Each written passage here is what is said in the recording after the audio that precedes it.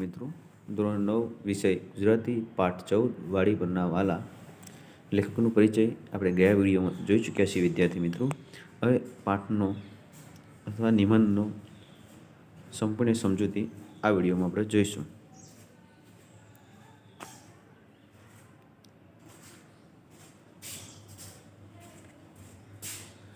વાડીની લીલી દુનિયા વચ્ચે કેટલા જગત હોય છે.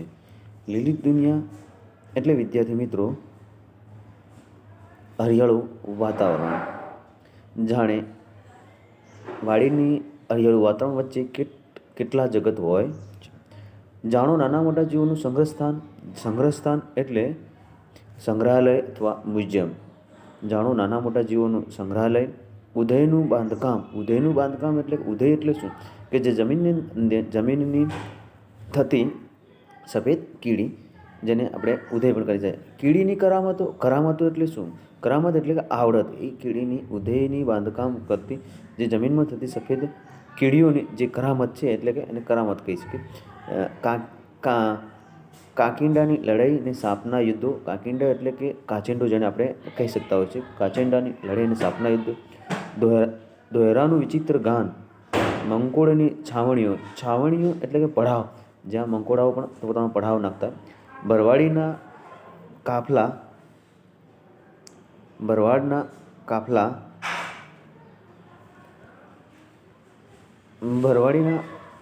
કાફલા એટલે કે કાફલો એટલે સમૂહ, ભરવાડનો સમૂહ. ગોકુળ ગાયના ભપકા. ગોકુળ ગાય એટલે શું? ચોમાસામાં થતું એક લાલ મખમલ જેવું સુવાળું શીંગડીવાળું નાનું જંતુ, જેને આપણે મામા પણ કહેતા હોઈએ છીએ દેશી ભાષામાં. આગળ જોઈએ તો વીંછીની ચિરસ્મરણીય ચરણ સ્પર્શ. વીંછીનો ચિરસ્મરણીય ચરણ સ્પર્શ. ચિરસ્મરણીય એટલે કે લાંબા સમય સુધી યાદ રહે તેવું, અને ચરણ સ્પર્શ એટલે કે પગ ઉપર ડંખ મારવો. બધું દિન રાત ચારેકોર ચાલતું હોય છે. ચારેકોર એટલે કે ચારે બાજુ ચાલતું હોય છે. કોઈ વાર આવું નજરે ચડે ને એનું ધ્યાન ખેંચાય, પણ મોટે ભાગે માણસ એના કામ જ હોય છે. વાડીમાં રહીએ તો દેડકા તો ઘરમાં જ વસવાટ કરે ને.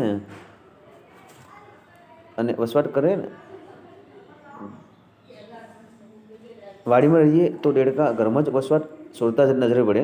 વાડમાં સર્પ નાળીઓ જ નહીં પણ કાળોતરો અને માંજરાના જીવન મરણના સંગ્રામો ખેલાતા હોય છે. વાડમાં સર્પ એટલે કે સાપ.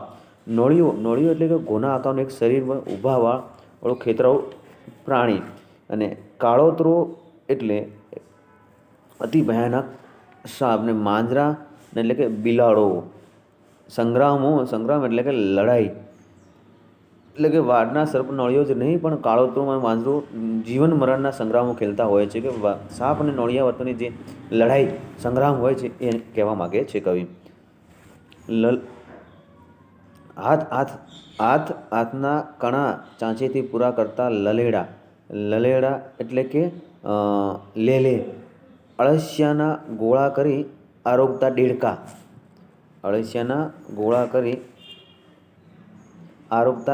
અળસિયા એટલે કે ચોમાસામાં થતું એક જીવડું. ગોળા એટલે કે પીંડા, એટલે કે એમના ઈંડા કહેવાય ને, એ પણ હોઈ શકે. આરોગવું એટલે કે ખાવું થાય એવું થાય છે. આરોગતા એટલે કે ખાધા. નાના સસલાને ફટાફટ પેટ ભરી પગદંડી પર સૂતા સર્પો. નાના સસલાને ફાટા એટલે કે પેટ તણાય એટલું ખાવું. પગદંડી એટલે કે કેડી. એક માણસ ને કે એક પશુ ચાલી શકે તેટલો રસ્તો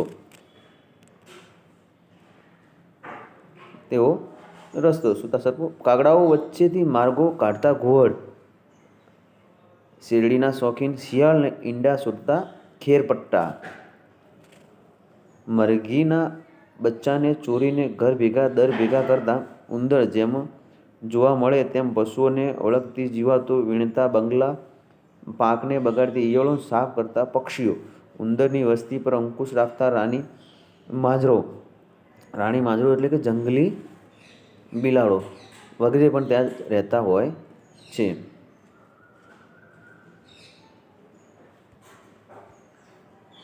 દિવસના કોલાહલમાં જંતુ જગતની ખબર ઓછી પડે. કોલાહલ એટલે કે શોર બકોરમાં, દિવસના શોર બકોરમાં જંતુ જગતની ખબર ઓછી પડે. અને પણ રાતના શાંત નીરો સમયે તો કંસારીથી લઈને તમારા અવાજથી વાતાવરણ ભરાઈ જાય છે. રાતના શાંત નીરો સમયે તો કંસારી એટલે કે કાગળ વગેરે પદાર્થો ખાઈ જનારી એક ઝીણી જીવાત પણ અવાજથી વાતાવરણ ભરાઈ જાય છે. શેઢાડીને શેળા, વણિયલને જબાડિયા, ગોર ખોદિયાને ભૂંડળા, હમણાંને રોજડા તો દેખાવ દે, પણ ક્યાંક ને ક્યારેક ને ક્યાંક દીપડા અને સિંહ પણ દર્શન થઈ જતા હોય છે. શેઢાડી એટલે આપણે અહીંયા કઈ કહેવાય, શેઢાડી એટલે સાહુડી, શેઢાડી એટલે સાહુડી ને શેળા, શેળા એટલે આખા શરીરમાં કાંટાવાળું ઉંદરના જેવું એક જંગલી પ્રાણી હોય છે. વણિયલ એટલે વનમાં ફરનારું બિલાડી જેવું એક નાનું હિંસક પ્રાણી. જબાડિયા એટલે એક હિંસક પ્રાણી કે જંગલી બિલાડો. અને ગોર ખોદિયા એટલે ભૂંડળા એટલે કે જમીનમાં ખોદીને ખાડામાં કે કબરમાં દાટેલા સપને ખાનારું એક જંગલી પ્રાણી. ભૂંડ પણ આપણે કહીએ છીએ, ભૂંડ એટલે કે ડુક્કર પણ આપણે એને દેશી ભાષામાં કહેતા હોઈએ છીએ.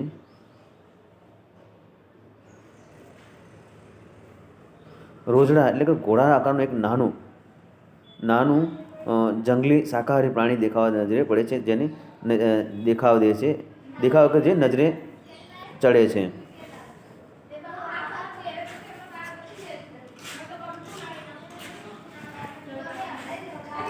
વાડીના રહેનાર આવનારાઓ રીતે ભાતના હોય. ખેડૂતોનું ખાસ ધ્યાન તો વધુ રંજાડે વધુ કંઈ બગાડે એ તરફ હોય. બાકી આ જીવતી વાડીના જીવ માત્ર જોનાર બાળકો તો ઢેલ કરતાં કેટલા ઈંડા મૂક્યા છે, ખેતર માદા કેટલા બચલા છોડે સાથે ફરે છે, બુલબુલે ક્યાં ને ક્યાં માળો કર્યો છે, ચીબરી ક્યાંય ભરાઈને બેઠી છે, કાકડીએ કેવા રંગ ધારણ કર્યા છે, સાપે કાંસળી ક્યાં કેવડી મોટી કાઢી છે, અને કૂતરાએ બખોલ ક્યાં ગાળી રાખી, એ બધું જ એમની નજરમાં આવી જાય છે.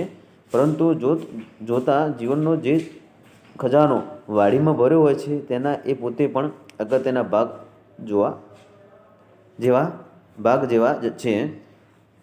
છે. ઢેલ વાત કરીએ વિદ્યાર્થીઓ, આમાં કોઈ એ કહેવા માગે છે કે વાડીમાં રહેનાર અવારનવાર ભાતના હોય છે. ખેડૂતો ખાસ ધ્યાનમાં એટલે રંજાડે એટલે કે હેરાન કરતા નહીં હોય, વધુ કંઈ બગાડે તો બાકી જીવ માત્રને કહેવામાં આવે છે. ઢેલે કેટલા ઈંડા મૂક્યા, ઢેલ એટલે કે મોરની માદા કહેવામાં આવે છે. તેતર એ માદા એ નાના નામનું એક ખેતરાઉ પક્ષી છે, તીતરની જાતિ છે. બચલા એટલે શું કે બચલા એટલે કે બચ્ચા. ચીબરીની વાત કરીએ તો વિદ્યાર્થી મિત્રો, ચીબરી એટલે કે ઘુવડની જાતનું એક પક્ષી છે કે જે કાંસળી એટલે સાપે ક્યાં કાંસળી કાઢી છે, સાપે કાંસળી જ્યાં કેવડી કાઢી છે એના વિશે કહી. કેવડી ગાઢી છે એના વિશે, કેવડી એટલે મોટી ગાઢી છે કેટલી. એટલે બખોલ પહાડ, બખોલ એટલે શું કહેવા માગે છે કવિ, બખોલ એટલે કે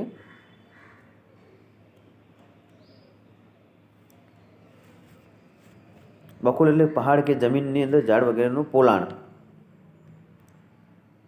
દરેક ઋતુમાં પોતાના પ્રત્યક્ષ પદાર્થ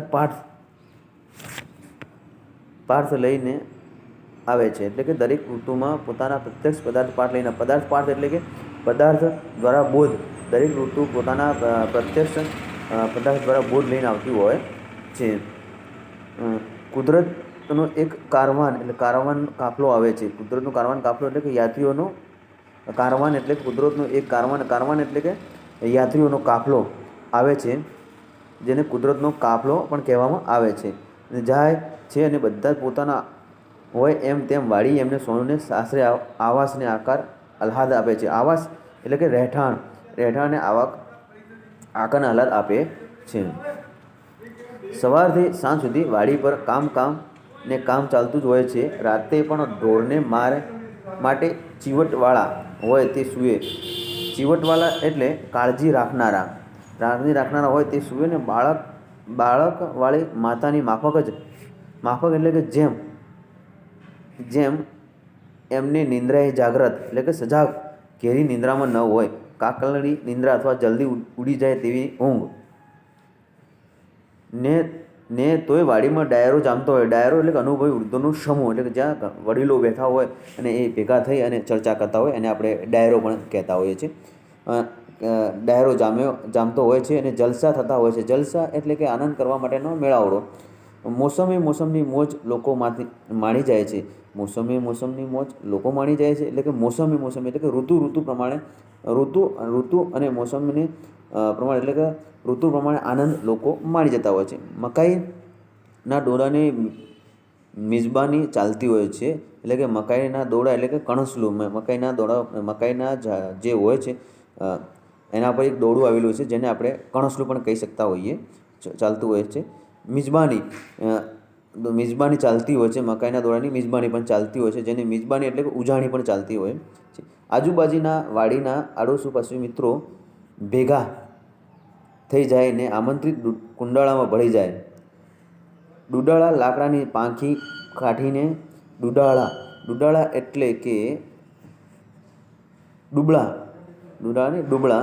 લાકડાની પાંખી કાઢીને, દુબળા એટલે કે જર્જરિત લાકડાની પાંખી કાઢીને, ખાટલાની પાંખી એટલે કે અહીં ઘસાઈ ગયેલી કાઢીને ખાટલીઓ ઉપર મહેમાનોને માનવતા એટલે કે માનનીય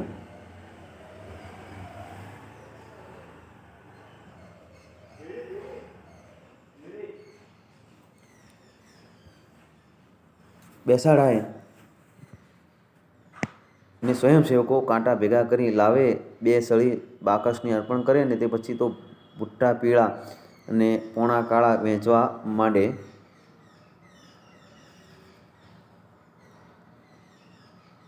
પાંખનું ટાણું આવે ને એનો આનંદ લેવા કોઈ ચૂકે નહીં. પાંખનું ટાણું એટલે પાંખ એટલે કે ઘઉં, બાજરી કે જુવાર વગેરેનો કણો ડુંડી કે શેકી તેના દાણા છૂટા પડી અને તૈયાર કરેલા હોય ખાદ્ય પદાર્થો, એને વગેરેને આપણે પાંખનું ટાણું આવે એટલે કહેતા હોઈએ છીએ. ટાણું એટલે કે સમય આપણે એને સમય પણ કહી શકીએ છીએ. ચૂકે નહીં તો ભૂલવું જવું નહીં. શેકીને માંડવીમાંથી શેકેલા માંડવીમાંથી શેકેલ માંડવીને ત્યાં સુધી મોડી રાત્રે વહેલી સવારે ચાલુ રહે છે. માંડવી ઓળો એટલે કે મગફળીના લીલા શેકેલા ડોડાઓ.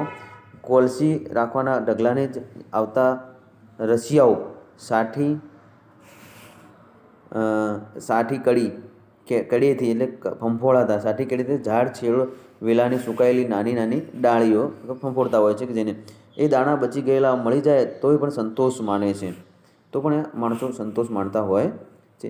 શંકાભર્યા મોલની પણ માંડવીઓએ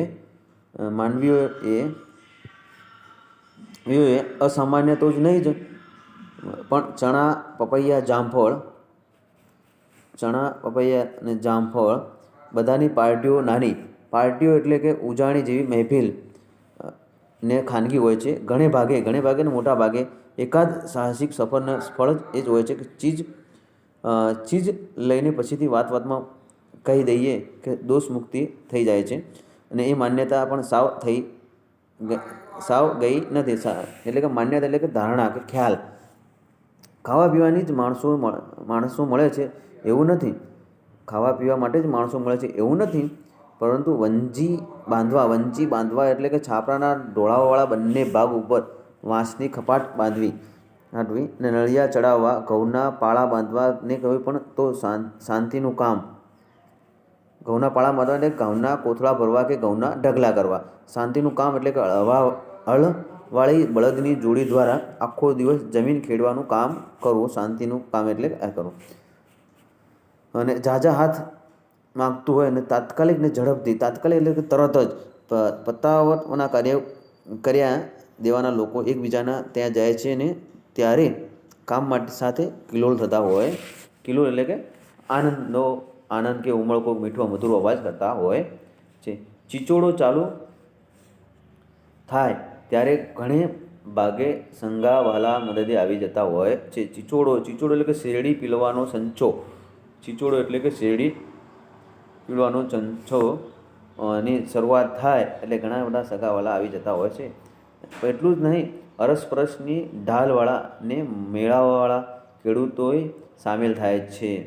ઢાલવાળા એટલે કે એક સરખા વિચારવાળા, એટલું જ નહીં પણ એક સરખા વિચારવાળા મેળાવાળાના ખેડૂત પણ સામેલ થાય છે અને એ પ્રસંગને ઉકેલ છે. એ પણ પ્રસંગનો એક ઉકેલ છે.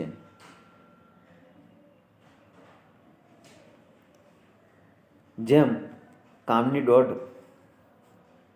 દોઢના દિવસો હોય છે, દોઢના દિવસો એટલે કે દોઢ ગણું કામ કરવાનો દિવસો, જ્યારે જેમ કામની દોઢ ગણું કામ અને દિવસો હોય છે, તેમ નવરાશના ગાળા એટલે ફુરસદના સમયે ખાસ કરીને ચોમાસામાં આવી જાય છે.